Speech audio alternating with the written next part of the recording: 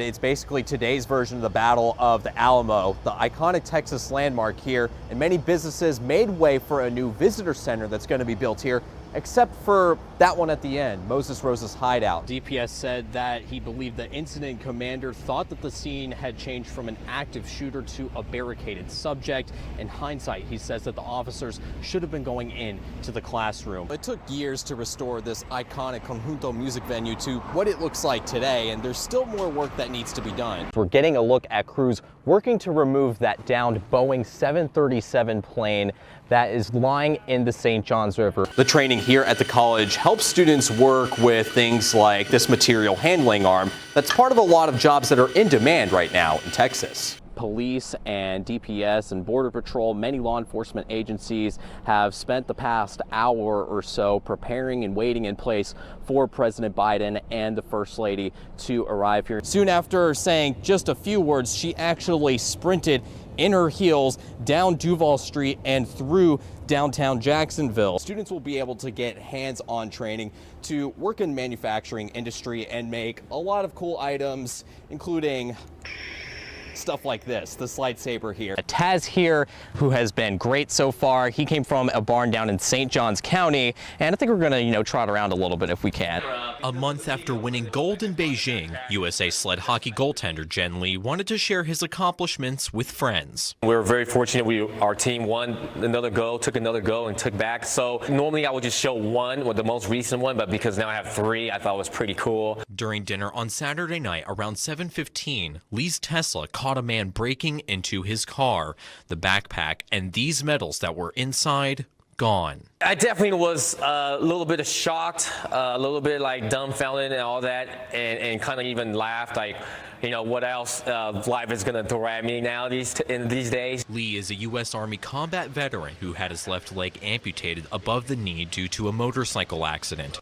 His Twitter and Facebook posts about the break-in got over 1 million views from people including San Antonio's police chief, who says they are investigating. It has blown up, and so I'm really thankful for all that and for the love and the continued support since last night for this, because people knows that it's a deeper meaning than just a metal or a break into the car. Lee understands people have to do certain things to survive, but he's hopeful the person who did this understands why these medals mean so much. It's actually more than just the gold medal, and it's more of a value of what, everything behind it.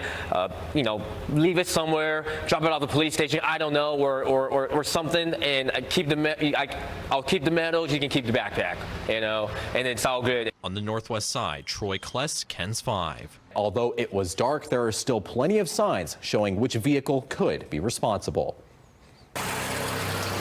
Along Castle View Drive. This is our only spot that we have cement in, and they usually want to ride bikes. Nora Mena and her husband keep a close eye on their 2 daughters. I usually come out here and sit with them. This is usually where we sit and look where the accident happened. Security cameras at their house show a black truck speeding past a stop sign straight into the garage.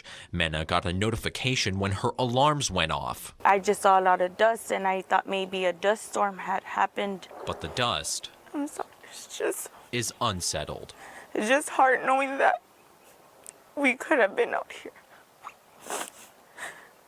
My husband has a pool table in there, and we play in there. The pool table is now unplayable. My husband usually works out here, and the front, back, and inside of the garage were damaged. The truck's mirror and fender were left behind, but the neighbors helped, putting up the plywood on the garage since the Mena family was gone. Hey, be careful! And someone got this video of the truck before it was gone from their neighborhood. And it hurts even more knowing that it took off, not caring if anybody was hurt in the home. Although Mena is glad to be okay, the crash changes her view. Now I can't even let my daughters play out front. I can't even feel comfortable at my own home now. This downtown bar is taking a break. It's been really, really hard to run a business. Owner Vince Cantu isn't sure how long that break will be. When the eminent domain news came out, I lost 2 other employees. The famous motto that hangs inside the bar walls, signaling what's to come. basically we're going to refight the Alamo on the grounds of the Alamo. And I don't want that to happen, and I don't think it needs to happen. Cantu is in a stalemate with the Alamo Trust and the Texas General Land Office. The Alamo Trust tells KENS 5 Cantu set the price at $17 million in 2020 after years of negotiating. The latest offer of $3.5 million was rejected. The Alamo Trust said in a statement Cantu has not negotiated in good faith and they have no choice. But eminent domain does not mean the city would give the bar the boot right away. We can't just take properties that are convenient, for example, for us. We need to show that there's a compelling public purpose for this. Documents state the building is needed to build a 4D theater and to increase capacity. The Alamo Trust says the visitor center would not be financially sustainable if Moses Roses stays. Quite honestly, if they took their offers, I would have to pay off a bank note, pay off some taxes, pay off some other loans, and by the time I paid everybody off, I would not have a whole lot of money left, and I'd be out of a job. Many of the businesses here at the corner of Alamo and Houston Street were already bought out to make way for the new museum, and Cantu is asking for a fair offer. The eminent domain vote is set to take place next Thursday.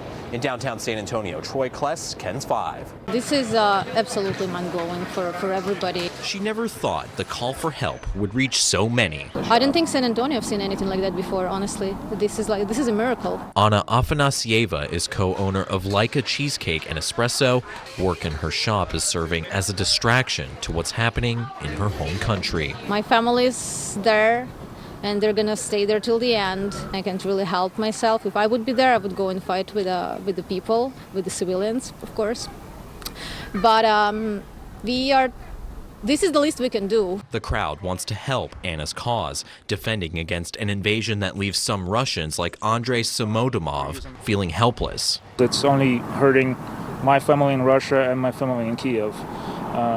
So that's why I'm very disappointed. I'm very concerned about what's going to happen next. Samodomov lives down the street from Laika and was happy to see this line stretch past his driveway. It's just really nice to see, people just coming down and trying to support somebody miles and miles away on the other continent. Having a direct connection, I just thought, this is the least I can do, right? Is go buy some delicious cheesecake, support a local business, and hopefully a greater cause. Thank you. It makes Anna feel happy to be a part of this community. I'm really, really impressed. Now I have basically two homes. Obviously Odessa, my native city, my home city, and San Antonio, Texas. On Friday and Saturday, the owners say they raised $40,000, and with Sunday's crowd, they say the total will likely be much higher than that. All the support the owners say they are extremely grateful for. In Alamo Heights, Troy Kless, KENS 5. The chances of a bill passing the Texas legislature mathematically better than picking winning lotto numbers. State Senator Carol Alvarado filed Senate Joint Resolution 17. I've been filing this legislation since 2009 to allow Texans to vote on gaming. Her bill is different than the one filed in the House on Friday.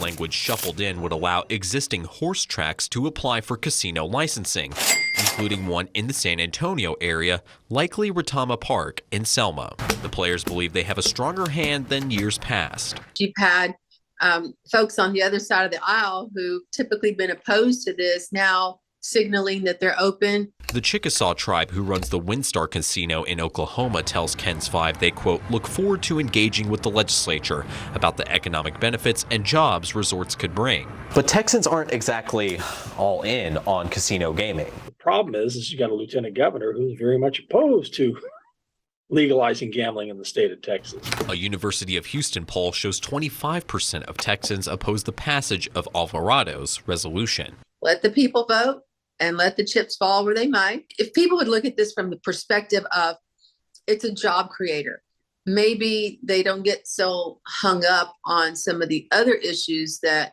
have been raised. If by chance this bill makes it to the governor's desk and gets his signature, then voters would decide on casino gaming on November 7th.